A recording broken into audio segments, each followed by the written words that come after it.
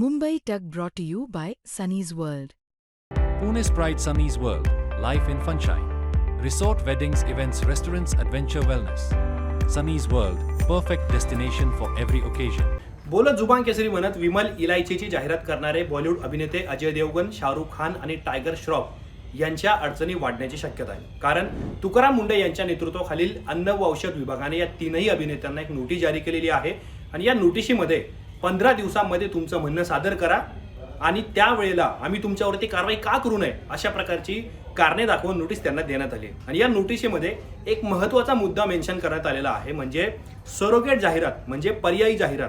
अर्थात महाराष्ट्रामध्ये पान मसाल्यावरती बंदी आहे आणि हे तीनही अभिनेते शाहरुख खान, अजय देवगण आणि टायगर श्रॉफ हे विमल इलायचीची जाहिरात करतात किंवा इंडोर्स करतात.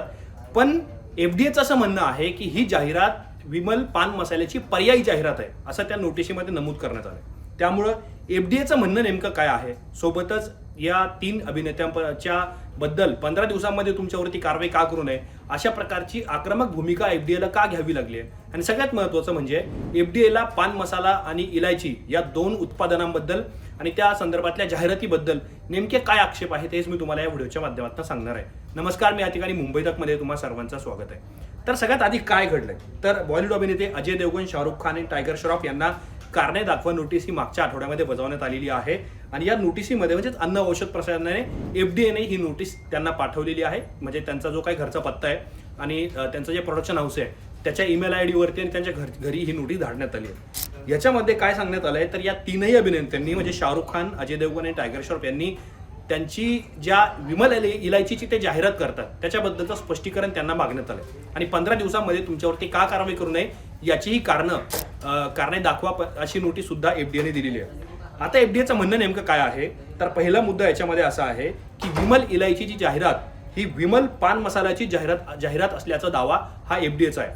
त्याचं कारण सुद्धा मी तुम्हाला सांगणार आहे. आणि पुढचा दुसरा मुद्दा, विमल पान मसाला हा महाराष्ट्रामध्ये प्रतिबंधित म्हणजे बंदी आहे 2012 पासून.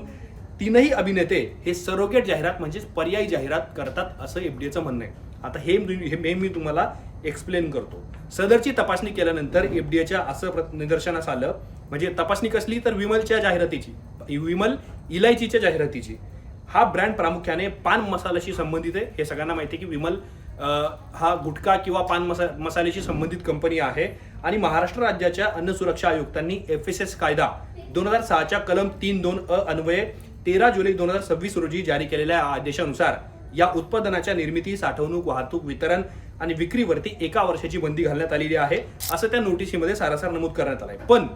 पण ही जाहिरात विमल पान मसाला ब्रँडशी संबंध दर्शवते आणि अन्न सुरक्षा व मानके कायदा 2006 म्हणजेच food safety and standard act 2006 अंतर्गत या उत्पादनाचा अप्रत्यक्ष प्रचार मानला जाऊ शकते. म्हणजे FDAचं म्हणणं आहे की तुम्ही जरी इलायचीचा प्रचार करत असाल पण हा ब्रँड पान मसाल्याशी संबंधित म्हणून ओळखला जातो आणि तुमची इलायचीची जाहिरात ही सरोगेट जाहिरात पर्यायी जाहिरात म्हणून पान मसाल्याची जाहिरात मानली जाऊ शकते असं FDAचं त्या नोटिशीमध्ये म्हणणं आहे.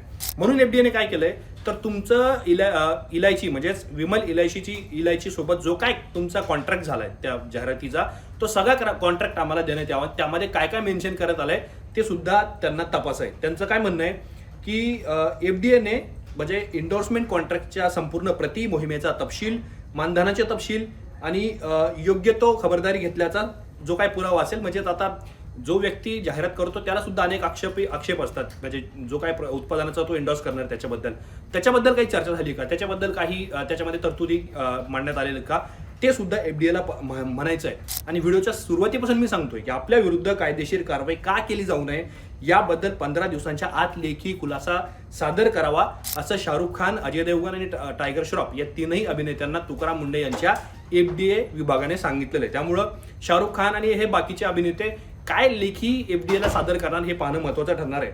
आता तुम्हाला सांगतो, सरोगेट ॲडव्हर्टायझिंग नेमकं काय असतं, म्हणजे तुम्ही एखाद्या ब्रँडची काय म्हणतात त्याला जाहिरात करतायत पण त्याचा अर्थ जनतेमध्ये वेगळाच जातोय असं साधारण अर्थ FDAनं लावलेला आहे. म्हणजे पान मसाल्याचं उत्पादन विमल करतं पण तुम्ही इलायचीची ऍड करताय, मग ही आम्ही पर्यायी जाहिरात का मानू नये असं FDAचं म्हणणं आहे. पण यातला सगळ्यात महत्त्वाचा मुद्दा असा आहे की राज्यामध्ये अनेक ठिकाणी जिथे गुटखा सापडतोय, गुटखा वितरण, उत्पादन, विक्री, साठवणूक अशा प्रकारचे जे काही केसेस समोर येत आहेत त्याच्यामध्ये महाराष्ट्र संघटित गुन्हेगारी कायदा लावला जातोय त्या आरोपींवरती. त्यामुळं ह्याला सगळ्याला एक प्रकारे वादाची चर्चेची किनार जरी असली तरी सुद्धा आता तीन बॉलिवूडच्या अभिनेत्यांची अडचण वाढण्याची शक्यता आहे. आता तुम्ही म्हणाल ही कारवाई थेट अभिनेत्यांवरती झाली, तर काही दिवसांपूर्वीच मुंबई उच्च न्यायालयामध्ये याच्याबद्दल सुनावणी झाली, ज्यामध्ये कोर्टाने सांगितलं की तुम्ही गरीब हॉटेल व्यावसायिकांवरती का कारवाई करताय, तुम्ही मोठ्या मोठ्या लोकांच्या किंवा सांगायचं झालं तर आमदार नेत्यांच्या हॉटेलवरती का कारवाई करत नाही. त्याच्यानंतर कारवाई सुरू झाल्या,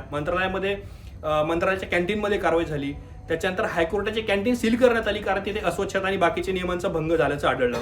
काल परवापासून ब्लिंकिट असेल, ॲमेझॉनचे काही स्टोर्स असतील, इथे सुद्धा कारवाई व्हायला सुरुवात झाली.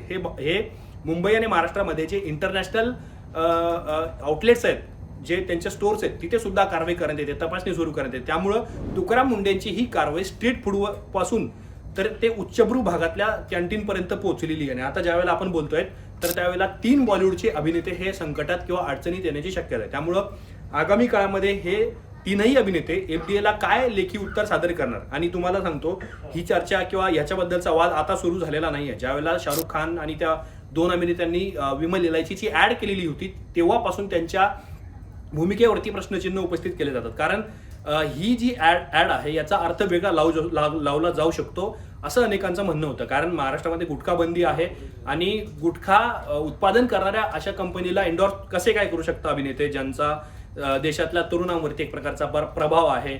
मोठ्या संख्येनं लोक त्यांना आदर्श मानतात, त्यांच्या कामाला पाहून त्यांचं अनुकरण करण्याचा प्रयत्न करतात. त्यामुळं त्यांच्या भूमिकेवरती आता पुन्हा एकदा प्रश्न उपस्थित होतो. त्यामुळं एफडीए कारवाई करणार का? ज्या पद्धतीने सांगितलं जातं की 15 दिवसांमध्ये जर तुम्ही खुलासा सादर करा की आम्ही तुमच्यावरती कारवाई का करायची नाही. लेखी उत्तरामध्ये टायगर श्रॉफ, अजय देवगण आणि शाहरुख खान काय उत्तर देणार हे सुद्धा पाहणं अत्यंत महत्त्वाचं ठरणार आहे. आणि साधारण तुकाराम मुंडे यांचा विभाग ज्या पद्धतीने कारवाई करतो त्याच्याबद्दल सुद्धा आम्ही मुंबई तकवरती तुम्हाला वेगळ्या व्हिडिओच्या माध्यमातून माहिती देतो आहोत. तुम्हाला या सगळ्या प्रकरणाबद्दल काय वाटतं, तुमची मतं आम्हाला कॉमेंट बॉक्समध्ये नक्की सांगा. आणि असेच माहितीपूर्ण व्हिडिओ पाहण्यासाठी मुंबई तकच्या YouTube चॅनलला सबस्क्राईब करायला विसरू नका.